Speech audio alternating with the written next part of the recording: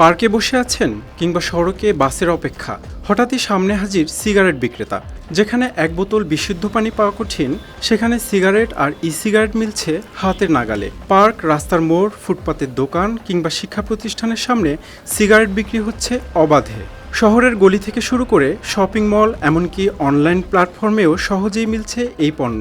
Cigarette এতটাই সহজলভ্য হয়ে উঠেছে যে অনেকে চাইলেও ছাড়তে পারছেন না এই আসক্তি।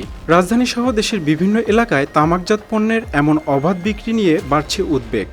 নিয়মিত সিগারেট খায় কিংবা অনেকেরই ইচ্ছা থাকে যে সিগারেট ছেড়ে দিবে, তারা আসলে সিগারেটটা ছাড়তে পারে না একমাত্র সহজলভ্যতার জন্য। তাছাড়া প্রত্যেকটা রাস্তার মোড়, টং থেকে শুরু করে প্রত্যেকটা পয়েন্টে পানি, অনেক কিছু পাওয়া যায় না যেটি আমাদের প্রতিনিয়ত প্রয়োজন, কিন্তু সেই অনুযায়ী দেখা যাচ্ছে সিগারেট পাওয়া যাচ্ছে। কেউ কেউ মনে করেন সিগারেট বা ভেপ তুলনামূলক নিরাপদ, কিন্তু গবেষণা বলছে এগুলোতেও রয়েছে নিকোটিন, ভারী ধাতু ও ক্ষতিকর রাসায়নিক, যা ফুসফুসের ক্ষতি, আসক্তি এবং দীর্ঘমেয়াদী রোগের ঝুঁকি বাড়ায়। সিগারেট বা ইলেকট্রনিক নিকোটিন ডেলিভারি সিস্টেম আমদানি নিষিদ্ধ করেছিল অন্তর্বর্তীকালীন সরকার।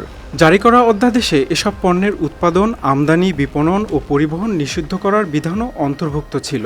নিষেধাজ্ঞা ভঙ্গ করলে সর্বোচ্চ 3 মাসের কারাদণ্ড বা 2 লাখ টাকা জরিমানার বিধানও রাখা হয়।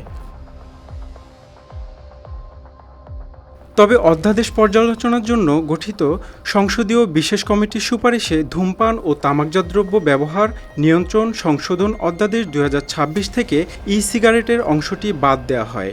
ধূমপান ও তামাকজাত দ্রব্য ব্যবহার নিয়ন্ত্রণ আইন 2005 অধিকতর সংশোধনকল্পে আনীত বিলটি ধূমপান ও তামাকজাত দ্রব্য ব্যবহার নিয়ন্ত্রণ সংশোধন বিল 2026 উত্থাপিত সংশোধনী সহ মহান সংসদে পাশ করা হোক। ধন্যবাদ মাননীয় স্পিকার।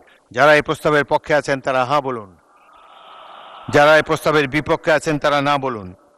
আমার মনে হয় হ্যাঁ জয়যুক্ত হয়েছে, হ্যাঁ জয়যুক্ত হয়েছে, হ্যাঁ জয়যুক্ত হয়েছে। সংসদে পাশের পর 10 এপ্রিল সংশোধিত আইনের গেজেট প্রকাশ করা হয়। তামাক নিয়ন্ত্রণ আইনে রয়েছে পাবলিক প্লেসে ধূমপান নিষিদ্ধ, তামাকজাত পণ্যের বিজ্ঞাপন নিষিদ্ধ, অপ্রাপ্তবয়স্কদের কাছে বিক্রি নিষিদ্ধ। বেশিরভাগ ক্ষেত্রে এটিও মানা হচ্ছে না। কোনো ধরনের গুরুত্ব পাচ্ছে না, মানে যে কোনো জায়গায় সিগারেট নিয়ে হাজির হচ্ছে, এই সিগারেট লাগবে, এরকম টাইপের একটা বিষয়। তো আমি বলবো যে আইনের যদি সঠিক প্রয়োগ ঘটতো, আইন আছে, জরিমানার বিধান আছে, কিন্তু এটি যদি বাস্তবায়ন ঘটতো তাহলে এটি হতো না। সিগারেট ও সিগারেট দুটোই জনস্বাস্থ্যের জন্য ক্ষতিকর। সহজলভ্যতার জন্য প্রাথমিক অ্যাডিকশন থেকেই অনেকে ধূমপানে জড়ান। এখানে এখন কিন্তু সিগারেট থেকে শুরু করে বিভিন্ন ধরনের সীসা, আপনার ওই যে কী বলে এটা, ওই তামাক, যেটা আমরা হুক্কার মতো যেটা করে থাকি, এটা নিয়ে থাকি। তা আমরা অনুরোধ করব, আপনার জনসচেতনতা যতক্ষণ না মানুষকে সেন্সিটাইজ না করতে পারে ততক্ষণ এগুলো থেকে মুক্তি নেই। বাচ্চারা এই প্রতি একটা আকর্ষণ থাকে যে না আমার বাবা খাচ্ছে অথবা চাচা খাচ্ছে, আমি একটু দেখি এটার মধ্যে কী আছে। কৌতূহলবশত অনেকেই এডিকশান হয়ে যায় এবং ধূমপানে আসক্তি হয়ে যায়। সব মিলিয়ে হলো জনসচেতনতা ছাড়া এগুলো থেকে আমাদের মুক্তি নেই। আইন প্রয়োগের পাশাপাশি মানুষের মধ্যে সচেতনতা বাড়ানো জরুরি বলে মনে করেন এই কর্মকর্তা। বড় বড় প্রতিষ্ঠান যেখানে বলা আছে যে 100 ফিটের নিচে কোনো এরকম দোকান থাকা উচিত না, শিক্ষা প্রতিষ্ঠানের মধ্যে 100 মিটারের মধ্যে কোনো দোকান থাকা উচিত না।